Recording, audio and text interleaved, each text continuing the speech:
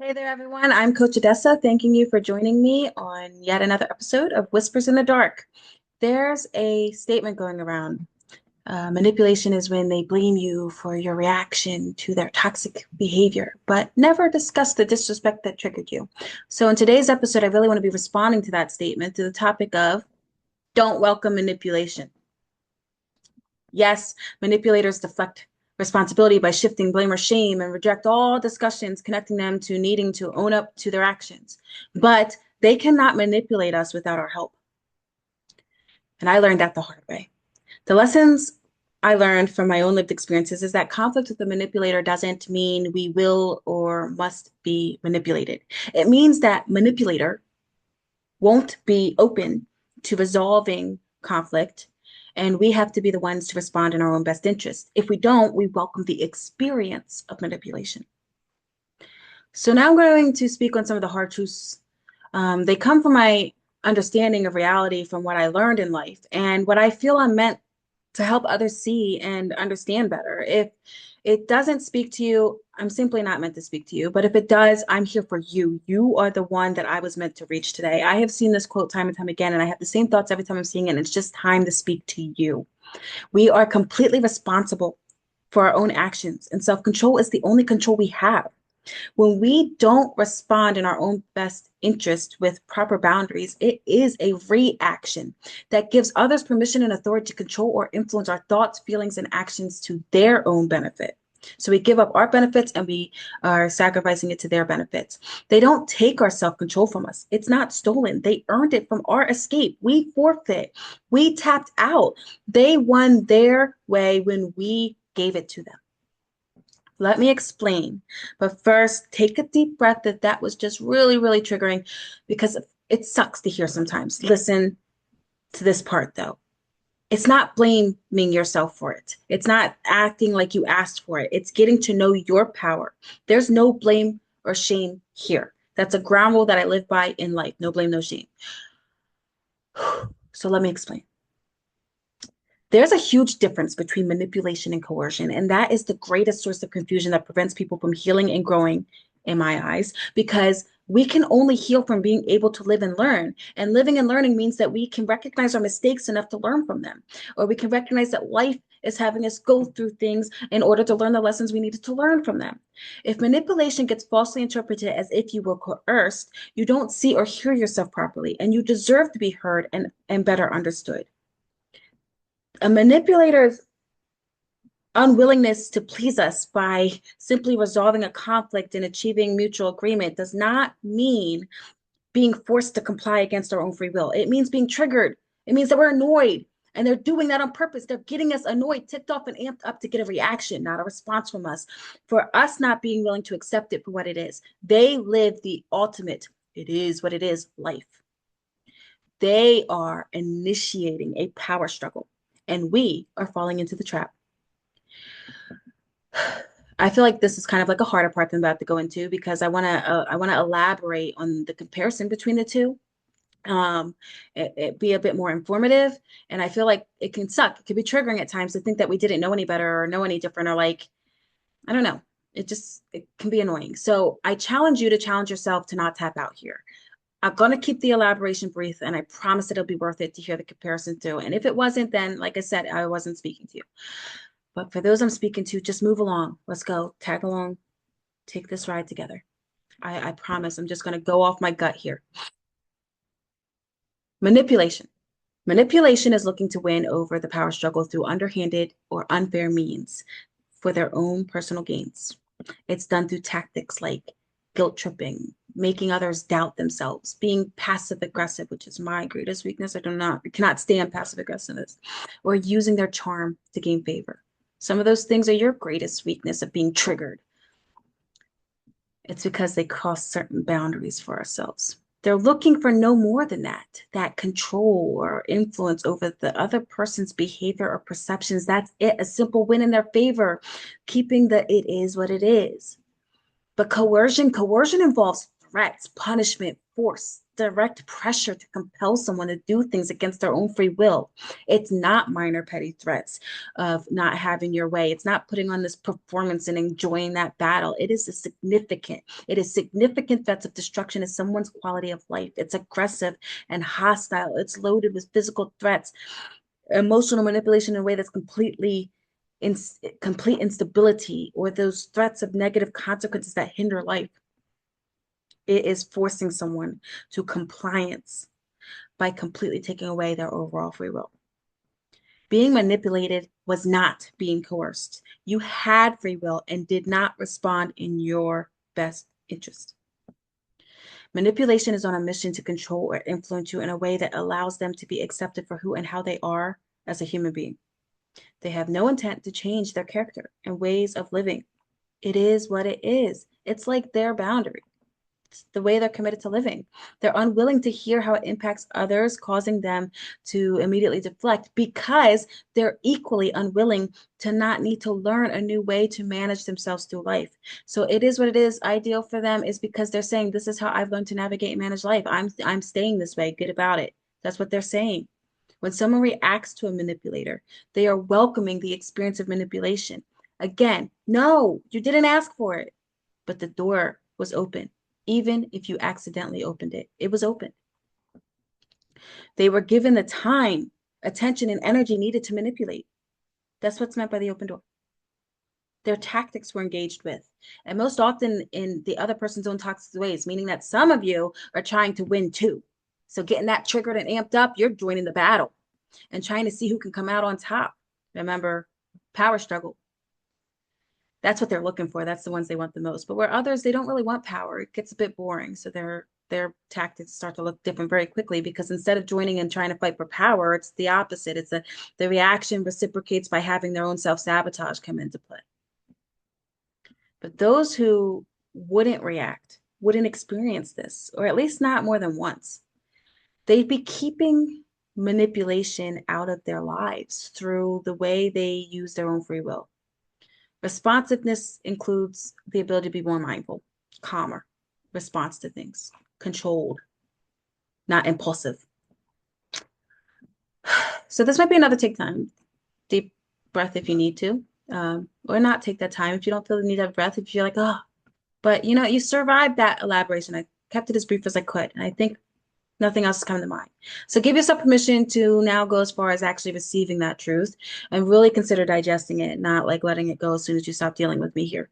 And maybe open your eyes, like uh, don't stay attached to the blame and shame that you may have held on to.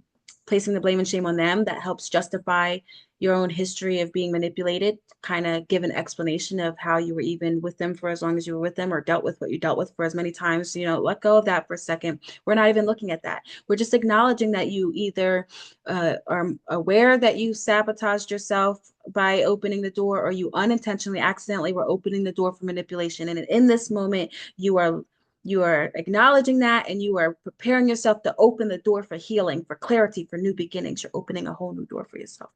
Or you've already started opening that door for yourself, and you're going to keep going in the right direction. But listen, like I said, there's no way. None of us asked for manipulation. You did not ask to be manipulated, but you were manipulated through your own engagement as a natural consequence of reactiveness.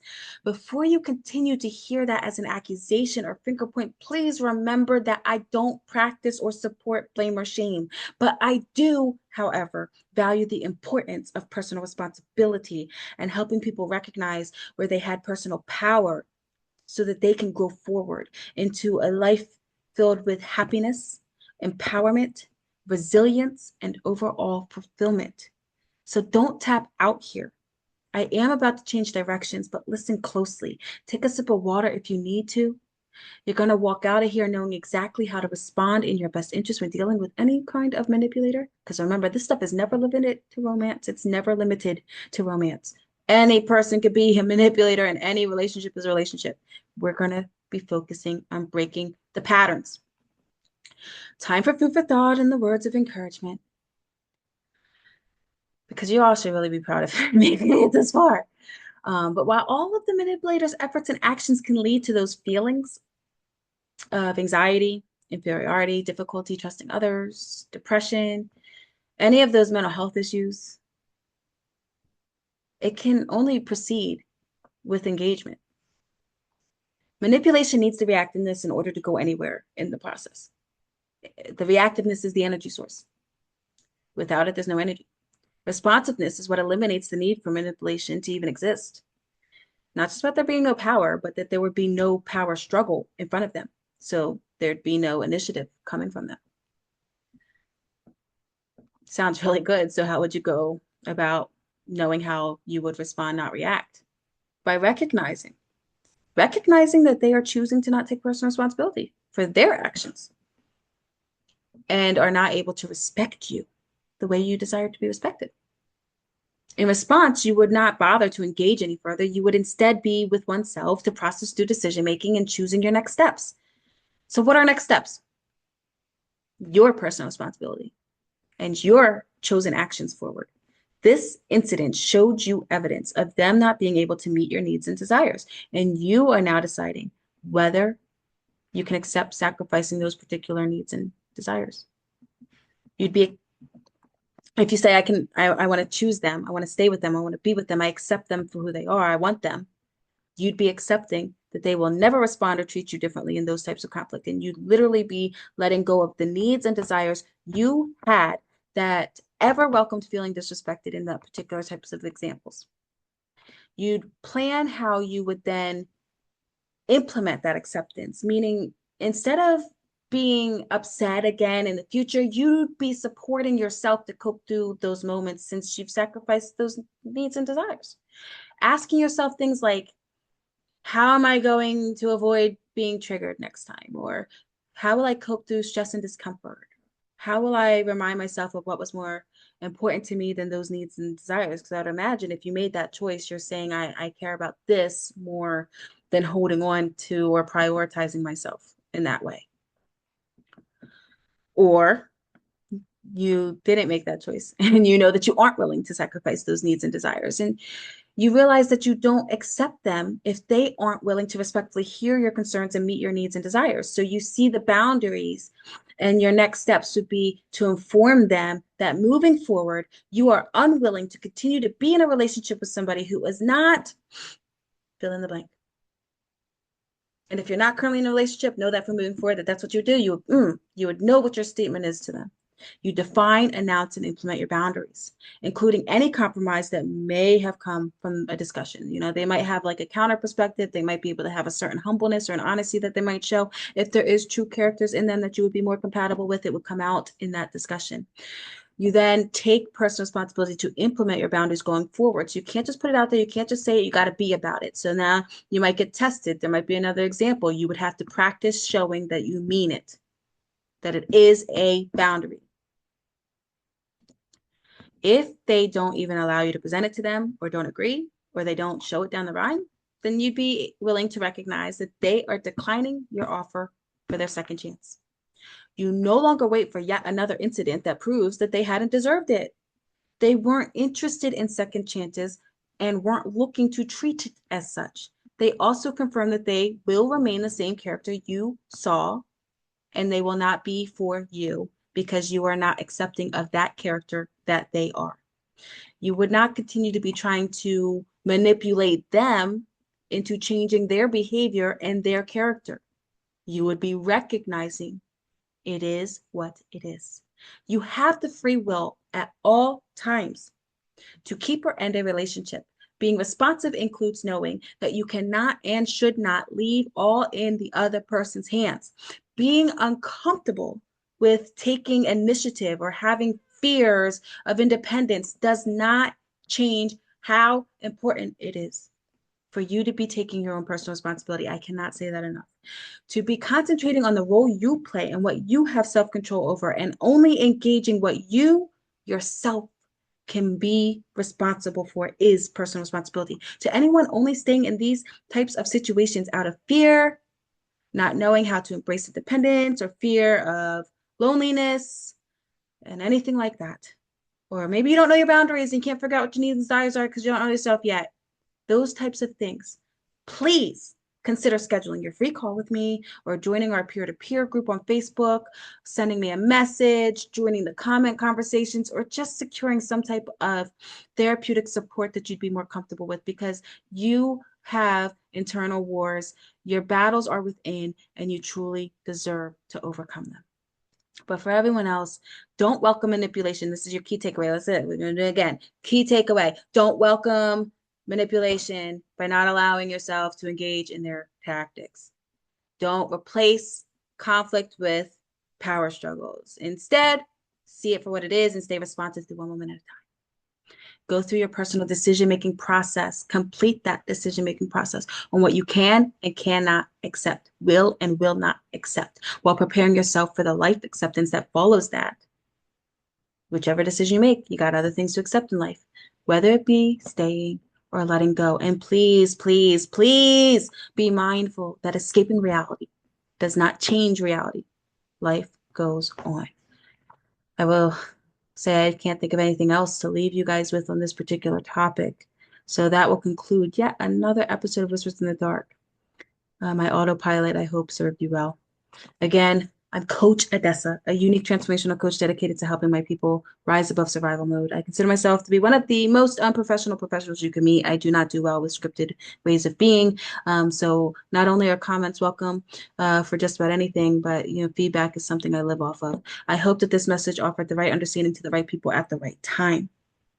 And again, please do not hesitate to comment below with any thoughts, feelings, questions, or concerns. And don't forget, if this does speak to you, if I speak to you, if I meant to speak to you, like, share, and subscribe. Be well, be wise, be resilient. Live life to the fullest. Bye for now.